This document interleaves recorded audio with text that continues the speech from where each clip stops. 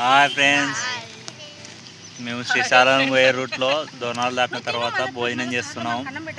మీరు కూడా తిందిరండి. మా సబ్స్క్రైబర్ అంతా బాగుండాలని, బాగా తినాలని ఇంట్లో స్వామిని కోరుకుంటాము. మీ తరఫున మా తరఫున ఓకేనా? Okay friends, hi.